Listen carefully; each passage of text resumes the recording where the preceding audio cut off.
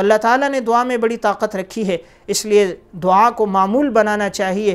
جس وقت بھی وقت ملے انسان اللہ سے دعا کرے، اپنے لیے، اپنی اولاد کے لیے، اپنے عزیز و اقارب کے لیے اور آخرت کے لیے کبھی بد دعا نہ کرے، بد دعا سے اپنے آپ کو بچائے۔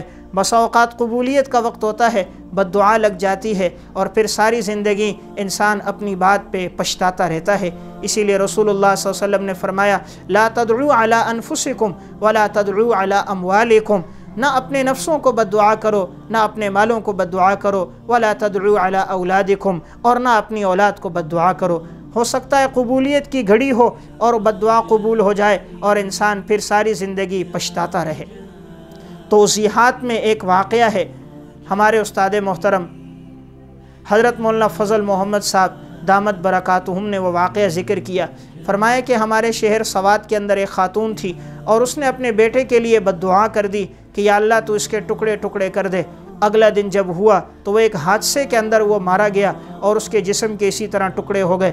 جب اس ماں کے سامنے لایا گیا تو ابھی اپنی زبان کو پکڑ کے کھینچنے لگی اور چھری سے کاٹنے لگی کہ میں نے ہی بد دعا دی تھی اور میرے بیٹے پر یہ ہوا، لیکن اب افسوس کا کیا فائدہ، جو بد دعا کی تھی وہ بد دعا لگ گئی اور بچے کے جسم کے اسی طرح ٹکڑے ہو گئے۔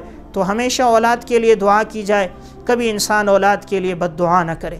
خطبات فقیر میں ایک واقعہ ہے کہ ایک خاتون نے اپنے بچے کے لیے بد دعا کر دی کہ اللہ اس کو ریل کے نیچے لے کر آئے۔ اب وہ بد دعا اس وقت تو نہ لگی، اور جب یہ نوجوان ہو گیا، کمانے کے قابل ہو گیا، اب جب یہ کمائی کر کے گھر لے کر آتا تھا، گھر والے وہ کمائی کھاتے تھے، سب اس سے خوش تھے۔ اچانک ایک دن ایسا ہوا، ریل کے نیچے آیا، جسم کے ٹکڑے ہو گئے۔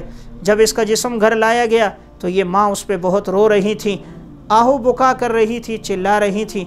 اگلے دن جب اس کی آنکھ لگی سوئی تو ایک آواز آئی، کہا کیوں ابھی رو رہی ہو؟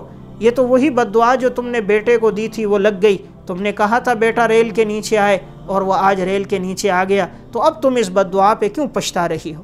تو اس لیے ہمیشہ اپنے لیے، اولاد کے لیے انسان دعا کرتا رہے۔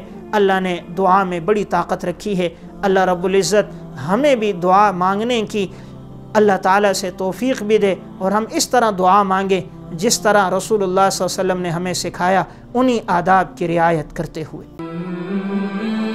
علماء اکرام کے نیو بیانات سننے کے لیے آپ ہمارے فیس بک پیج کو لائک کریں اور ہمارے یوٹیوب چینل کو سبسکرائب کر کے بیل آئیکن پر کلک کیجیے۔